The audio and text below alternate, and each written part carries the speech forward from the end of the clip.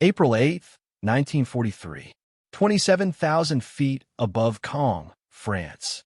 Behind a frosted oxygen mask of his Focke-Wulf 190A5, Oberleutnant Ralph Hermican allowed himself a grin. Through the crystal-clear canopy, he watched the clumsy silhouettes of American fighters climbing laboriously toward his formation.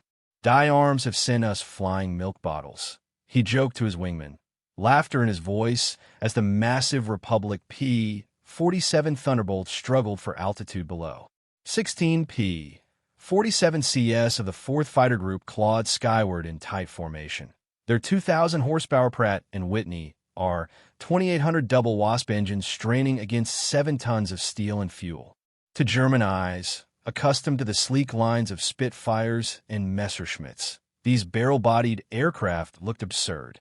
Wide-shouldered fuselages topped by greenhouse canopies, wings too small, propellers so large they seemed comical. What Hermican could not know, what none of the German pilots circling like wolves above could imagine, was that they were witnessing the arrival of the weapon that would, within 18 months, break the back of the Luftwaffe. The ungainly milk bottles would become engines of terror. Their 8.50 caliber Browning machine guns would soon produce the most feared sound in the European sky. Inside those broad wings waited mathematics of destruction. 3,400 rounds of ammunition, a combined rate of fire exceeding 6,000 rounds per minute, enough to saw a fighter in half in under 2 seconds.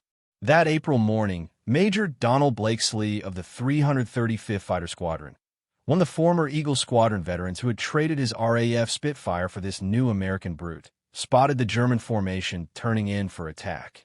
He knew what his men did not yet understand. Survival in the P-47 meant unlearning everything they had been taught about air combat. The Thunderbolt was not built to dance. It was built to strike. While the Luftwaffe pursued light, nimble interceptors optimized for turn and climb, Republic Aviation had forged something entirely new, a high-altitude juggernaut that relied on power, mass, and overwhelming fire to dominate the skies. Among the 56 American pilots scattered across northern France, that morning were names that would later echo through history, men who would become legends. Yet on that first day, they were novices in an untested machine facing veterans hardened by years of war. The Germans had been fighting since 1939, the Americans, not one day. This would become the story of how industrial logic defeated tactical brilliance, how sheer quantity and rugged engineering merged into a force the Luftwaffe could not withstand. The Thunderbolt itself had been born of panic. In June 1940, as German fighters ravaged the skies over France, Republic's Georgian-born chief designer, Alexander Kartveli, received desperate orders from the U.S. Army Air Corps. Build a high-altitude interceptor capable of meeting the best the Germans had. What he delivered was not an interceptor. It was a monster. It will be a dinosaur, Kartveli told his team, but a dinosaur with good proportions. The XP-47B prototype that first flew on May 6, 1941 stunned everyone who saw it. Empty, it weighed nearly 10,000 pounds, 65% more than its predecessor, the P-43 Lancer. Its massive turbo supercharger ducting ran through the tail like plumbing from an industrial plant, giving the fuselage a swollen look that made test pilots wonder aloud. Can this thing even fly? It did, and it flew higher and faster than any fighter before it. The 18-cylinder double Wasp could deliver full-rated power at 27,000 feet, a place where German engines gasped for oxygen. Exhaust gases spun a turbo supercharger that let the Thunderbolt breathe freely in the thin stratosphere. Major Hubert Hub Zemke, commanding the 56th Fighter Group during early training at Bridgeport, Connecticut, initially despised it. The group lost 18 pilots and 41 aircraft before January 1943. More men died in training than would in the first months of combat. The big fighter ground-looped on landing, torque-rolled on takeoff, and dove so eagerly that pilots discovered a deadly new phenomenon: compressibility, when shock waves froze the controls. But those who mastered it found power beyond imagination. Lieutenant Robert Johnson, an Oklahoma farm boy destined to become one of America's top aces with 27 kills, described his first flight. It was like strapping yourself to a locomotive. The power was unbelievable. You didn't fly it, you aimed it. Early combat in April and May 1943 seemed to confirm every German prejudice. The P-47 couldn't turn with a FW-190, couldn't climb with a Bf-109, and seemed sluggish at medium altitudes. Luftwaffe aces exploited those weaknesses, diving beneath the heavy Thunderbolts and forcing turning fights. Joseph Pips Priller, commander of Jägerschwader 26, reported after his first encounter, "It flies like a truck, turns like a freight train, climbs like a pregnant cow." German pilots called them Indians, fat targets pretending to be warriors. Statistics seem to agree. In the first month of operations, the Americans lost 14 Thunderbolts for only 3 confirmed German kills. RAF observers muttered that the Yanks might reconsider their choice of mount. But something went unnoticed in those early dogfights. The few P-47s that went down had taken astonishing punishment before falling. One limped home with 21 cannon holes and more than 100 machine gun strikes, damage that would have shredded a Spitfire. The huge radial engine, with no fragile coolant lines, shrugged off hits that would have doomed a liquid-cooled fighter. And when a Thunderbolt's guns found their mark, the results were biblical. 8 heavy Brownings firing together created a cone of fire no German pilot had ever faced. Sustained bursts lasted 30 seconds, an eternity in aerial combat. The turning point came on June 26, 1943, over Lisieux, France. Second Lieutenant Robert S. Johnson of the 61st Fighter Squadron was returning from escort duty when his formation was ambushed by 16 FW-190s led by Wilhelm Ferdinand Galland, younger brother of the famous Adolf. Caught in the crossfire, Johnson's Thunderbolt was torn apart, canopy shattered, hydraulics gone, fire licking through the cockpit. Wounded and half-blind, he tried to bail out, but a shell had jammed the canopy track. He was trapped in a dying aircraft at 27,000 feet. Then something extraordinary happened. The wreck refused to die. Even with a shaking engine and frozen controls, Johnson coaxed it toward England. A lone FW-190 found him limping across the channel and emptied its guns into the crippled machine.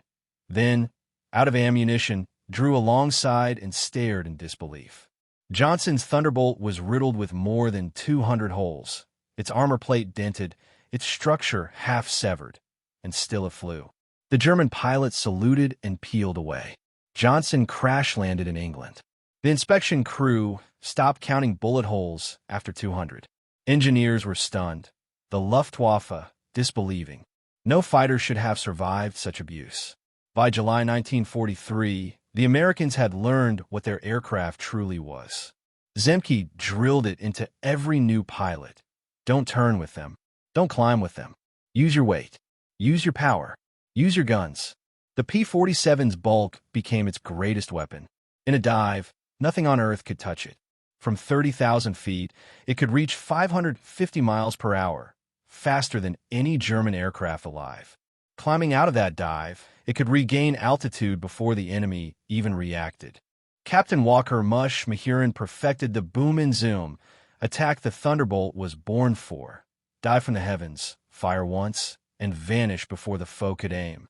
Surviving German pilots described it as facing a wall of lead. The weapon that had entered war as a joke was learning to roar, and the laughter over France was about to stop. By August 1943, the learning period was over. The 8th Air Force's daylight bombing campaign had begun in earnest, and the P-47s of the 4th, 56th, and 78 fighter groups were the only escort the heavy bombers had. When more than 370 B-17 flying fortresses roared toward the ball-bearing factories of Schweinfurt and the Messerschmitt assembly lines at Regensburg on August 17, 1943, the Thunderbolts climbed to meet them. Their mission, protect the bombers as far as fuel would allow, no farther than the French border. Beyond that line, the fortresses would be on their own. The Luftwaffe knew it. The battle that followed was one of the bloodiest of the war.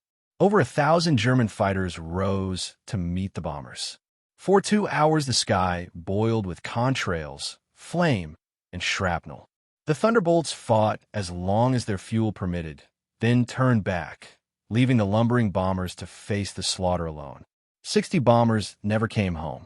For the pilots who watched the Butcher's Bill that night, something changed.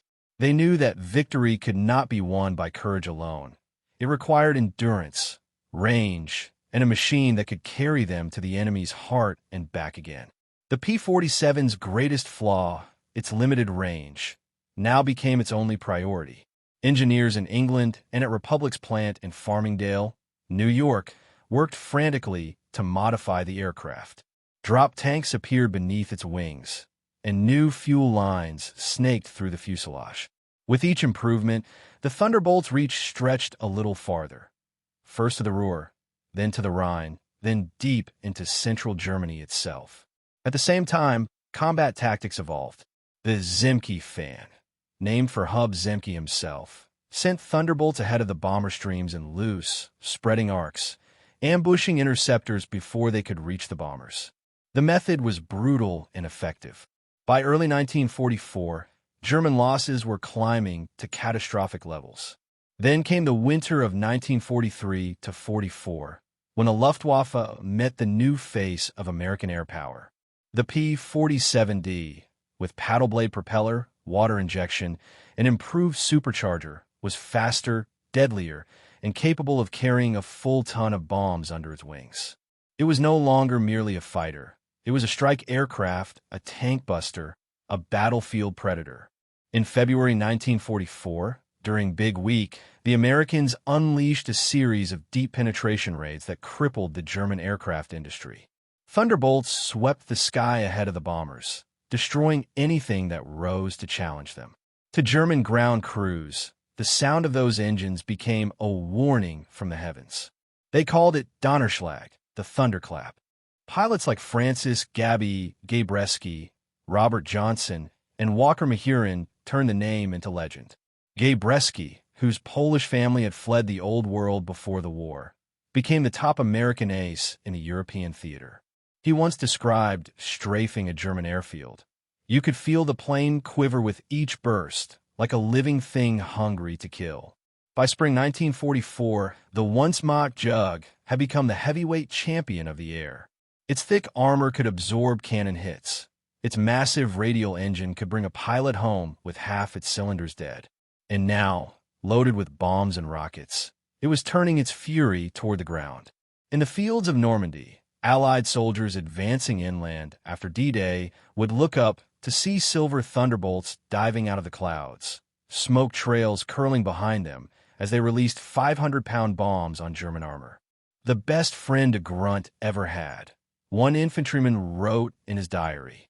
From June through August 1944, P-47s flew more than 135,000 sorties over France. They destroyed thousands of vehicles, hundreds of locomotives, and an untold number of enemy troops. When German panzer columns attempted to counterattack, Thunderbolts cut them to pieces before they reached the front. Their power was devastating, but their survivability bordered on the miraculous. Pilots returned home with wings shredded, control cables shot away, engines missing cylinders, and still landed safely. Mechanics joked that you could build a new Jug from the wreckage of 3 damaged ones. By late 1944, the Luftwaffe was dying. Oil shortages, bombing, and the loss of veteran pilots had gutted its strength. Yet in the face of desperation came a new terror, the Messerschmitt Me 262 jet fighter. The Thunderbolt could not match its speed, but it could exploit its weakness. Jets needed long, clear runways and were helpless during takeoff and landing. Zemke's men patrolled those airfields mercilessly. More than a few jets met their end still on the ground, shredded by 8 Brownings before their wheels left the earth. When Germany launched the Ardennes offensive in December 1944, the Battle of the Bulge, it was the Thunderbolt that answered first. Flying in snow, fog, and freezing rain, they struck convoys, bridges, and supply lines, crippling the advance. Their guns tore through tanks from above, their rockets shattered columns trapped on narrow roads. It was during those bitter weeks that the legend of the Thunderbolt's indestructibility was truly sealed. Pilots described flying through flak so dense it seemed one could walk on it. Yet the jugs returned, riddled and scorched, to land in the snow of Belgian airstrips. When the weather cleared in January 1945, hundreds of P-47s filled the sky above the Ardennes. In a single day, they destroyed or damaged nearly 1,000 vehicles. German soldiers began calling them J-bows, fighter bombers, spitting the word like a curse. The Luftwaffe, once masters of the air, now fought with desperation. Veteran ace Gunther Rahl later recalled, "When we saw the jugs above us, we knew the game was over. You could not fight them. They owned the sky." As winter turned to spring, the Thunderbolt carried the war to the Rhine. Every rail yard, every bridge, every retreating column became a target. American pilots returned with gun cameras, showing rivers of fire sweeping across the landscape. For the first time, ordinary soldiers understood the meaning of air superiority, not as a phrase, but as a storm of metal that moved where it pleased. By April 1945, there was nothing left to oppose them. By the spring of 1945, the skies over Europe belonged to the Thunderbolt. Every morning, the low drone of Pratt and Whitney engines rolled over ruined towns and rivers choked with wreckage. For the first time in 6 years of war, German soldiers looked up and saw not the black crosses of their own Luftwaffe, but the shining silver wings of their conquerors. To the bomber crews who had endured years of slaughter, the sight of P-47s weaving overhead was salvation. The big fighters had finally gained the range to follow them deep into Germany. Thanks to new drop tanks and the efficient bubble-top canopy version, which offered pilots better visibility and lighter weight. The old milk bottles had become sleek and deadly. The Luftwaffe was finished. In its final months, it sent boys and old men aloft in desperate attempts to stop the Allied tide. They faced pilots who had logged hundreds of missions, flying aircraft that could now carry 10 times the firepower of anything they had left. It was no longer a contest. It was an execution. When a war in Europe ended in May 1945, P-47 pilots had destroyed over 7,000 enemy aircraft in the air and more than 9,000 on the ground. But their most devastating toll had come from the earth itself. Locomotives, trucks, tanks, and gun positions reduced to twisted metal. Yet the Thunderbolt story was not over. Half a world away, in the vast skies of the Pacific, it was being reborn. The U.S. Army Air Forces had planned to replace the P-47 with the long-range P-51 Mustang for escort missions across the ocean, but the Mustang's liquid-cooled engine was fragile and vulnerable in tropical conditions. On the steaming islands of New Guinea, the Philippines, and later Okinawa, the Thunderbolt found a new calling. Its rugged airframe and air-cooled radial engine thrived in the heat and humidity. It could absorb battle damage from Japanese anti-aircraft fire and still make it home. American pilots soon realized the same brute strength that made it invincible over France made it perfect for Pacific warfare. From low-level, strafing runs against jungle airstrips to high-altitude dives against shipping convoys, the P-47 carried the thunder to Japan's doorstep. Japanese ace Saburo Sakai, who encountered P-47s over New Guinea, later wrote in his memoirs, "They could not turn, but they never had to. They came from above like angry gods and disappeared before you could fire." In the Philippines campaign of late 1944, Thunderbolt from the 348th Fighter Group under Colonel Neil Kirby, another legend of the air war, destroyed hundreds of Japanese aircraft on the ground and in the air. Their heavy guns shredded everything from Zeros to transports to entire fuel depots. The aircraft's massive weight, once seen as a liability, now became its greatest strength. It could dive faster, carry more ordnance, and return for missions others could not survive. By mid-1945, as B-29 superfortresses bombed Japan itself, P-47s roamed ahead of them, clearing airfields and smashing supply lines. It was a fitting role, The warplane that had begun as a defensive interceptor ended as a spearhead of invasion. And when peace finally came, thousands of Thunderbolts stood silently on captured airfield from Europe to the Pacific. Some were melted down for scrap. Others were sold or shipped to allied nations rebuilding their air forces. A few found second lives in France, Italy, Brazil, Mexico, and South America. The Jug continued to fly for another decade. But its true legacy lived on not in the machines left behind, but in the men who had flown them. Robert Johnson, who had survived 200 bullet holes. Gabby Gabreski, who had stared death in the face over Normandy. Francis Bergeson, Walker Mahurin, Hubert Zemke. All of them spoke later of the same thing: trust. They trusted the Jug. Zemke once said, "If I had to fly into hell, I'd want a Thunderbolt under me." Its pilots remembered the smell of oil and cordite, the vibration of 8 guns firing, the thud of flak on armor, and the strange calm that came from knowing the aircraft beneath them could take anything the enemy could give. When historians later asked why the P-47, not the sleeker P-51, remained beloved by so many of its pilots, the answer was simple. The Mustang might win the race, but the Thunderbolt brought you home.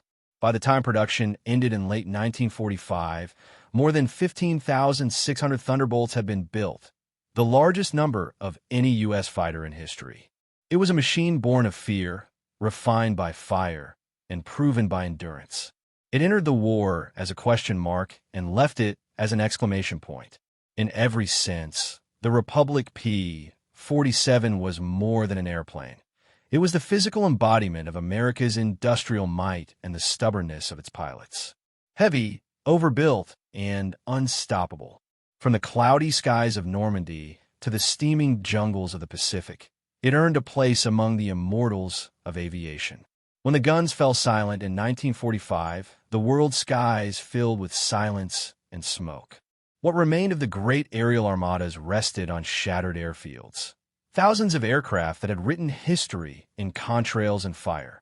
Among them stood the Republic P-47 Thunderbolt, gleaming under the fading sun like a steel monument to everything the war had demanded of men and machines. But even as victory parades rolled through the streets, another revolution had begun. The jet age.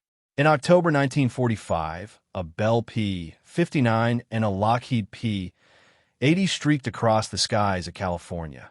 Smooth, silent, and terrifyingly fast. The new generation of pilots, raised on the roar of piston engines, could only stare as jet aircraft sliced through the air at speeds no propeller could reach. For the Thunderbolt, it marked the end of its reign.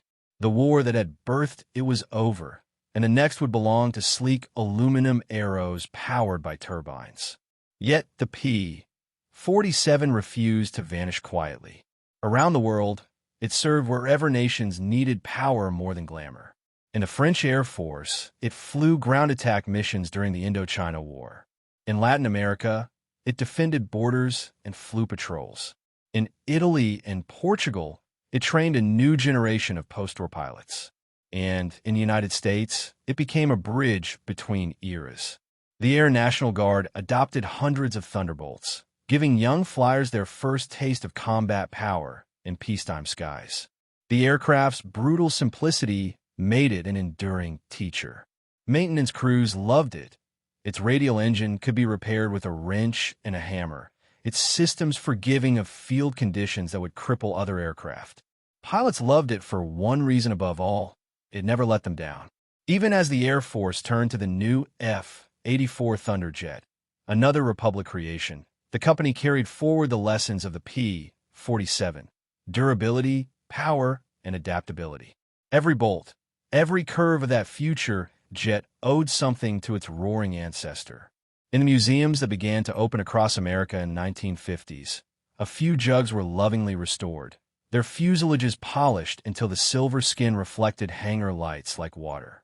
Visitors would walk past the rows of war relics, Mustangs, Lightnings, Hellcats, and stop at the Thunderbolt, drawn to its strange proportions. It didn't look elegant. It looked determined. To the veterans who came to see it, that was exactly right. They would rest a hand on the riveted metal, feeling the faint vibration of memory. the smell of cordite and hot oil, the tremor of 8 guns firing, the screaming dive, and the heavy, stubborn pull of the stick as the aircraft hauled them out of danger. The P-47 wasn't just a fighter. It was a survivor, a symbol of resilience in aluminum form. Its story became legend among historians who understood what it had really achieved. The Thunderbolt had not only fought for air superiority, it had changed the very idea of what a fighter could be. It proved that brute strength, industrial efficiency, and pilot protection could triumph over elegance and agility. In a sense, the P-47 was America itself. Massive, overpowered, underestimated, and unstoppable once in motion.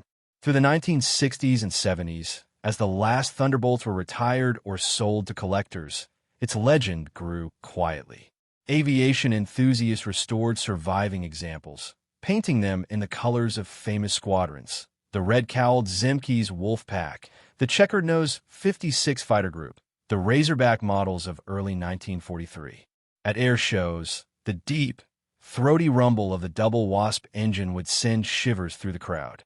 People who had never known war felt it in their chests, the sound of history alive again. And when those old pilots, their hair silver now, looked skyward to see a jug climbing into the clouds once more, they would fall silent. Because for them, that sound was more than nostalgia, it was survival. Hub Zemke, who had once hated the aircraft that cost him so many trainees, later said in an interview, "It taught us that courage without strength is tragedy." The Thunderbolt gave us both. Robert Johnson, the man who had lived through 200 bullet holes, simply said, "I trusted it more than I trusted luck." And Francis Gaby Gabreski, America's top ace in Europe, put it best: it wasn't pretty. But neither was war. By the time the last operational P-47s were retired in the early 1960s, the world had changed beyond recognition. The Cold War was in full swing, space rockets were leaving the atmosphere, and fighter jets were breaking the sound barrier. Yet even in that age of supersonic flight, nothing quite replaced the feeling of raw mechanical power that the Thunderbolt had embodied. It remained the link between two worlds, the era of propellers and the dawn of the jet. It was the bridge between human grit and industrial might, between the courage of pilots and the precision of engineers. And though its time in the sky was brief, its shadow stretched far into the future. The war that created the Thunderbolt is long gone, but the stories it carried still echo, whispered in museums, in hangars, and in the memories of the few who once strapped themselves into that roaring metal beast. Today, when you see one glinting in the sunlight at an air show, circling slowly above the crowd, it's hard to imagine that this gentle giant was once the most feared aircraft in the world. Its engine growls to life, a deep, rolling thunder that seems to shake the air itself. For a few moments, time folds in on itself. 1944 feels close again. Every rivet, every scar on its fuselage tells a story of men barely out of their teens, flying into clouds filled with fire. Of missions where death was a constant companion. Of courage that didn't come from fearlessness, but from determination to climb back into the cockpit, day after day, because others were counting on you. It wasn't the sleekest, it wasn't the fastest, but it was the toughest. The Republic P-47 Thunderbolt was the very embodiment of endurance. Proof that victory doesn't always belong to the elegant or the refined, but to the unbreakable. When people talk about the heroes of the sky, they often speak of the Spitfire's grace or the Mustang's beauty. But the Thunderbolt? It was something else entirely. It was grit made of steel. It roared into war mocked and misunderstood, a brute among dancers, and left the battlefield respected by friend and foe alike. In the cold clarity of history, the numbers tell the story best. Over 500,000 combat sorties. More than 7,000 enemy aircraft destroyed. Thousands of tanks, trains, bridges, and convoys turned to ruin. And across it all, a survival rate unmatched by any other Allied fighter. To fly the P-47 was to command a storm, and those who did would never forget it. When the last Thunderbolt squadron stood down, their pilots walked away knowing they had flown something unique. Not just a machine of war, but a symbol of what happens when determination meets design and courage meets craft. Decades later, historians would call it one of the greatest fighters ever built. Engineers would call it over-engineered. Pilots would call it home. Its thunder may have faded from the skies, but its spirit never did. In every modern fighter jet that takes to the air, in every pilot who feels the weight of trust in their machine, there's a trace of the Jug, that stubborn, heavy, magnificent fighter that refused to die. Because in the end, the P-47 wasn't just a warplane. It was a promise that strength, resilience, and willpower can turn even the most unlikely underdog into a legend. And so, when that old radial engine starts once more and its deep growl echoes across the airfield, people stop what they're doing. They look up, they listen, they hear the thunder. And for a heartbeat, the sky belongs to the Thunderbolt again.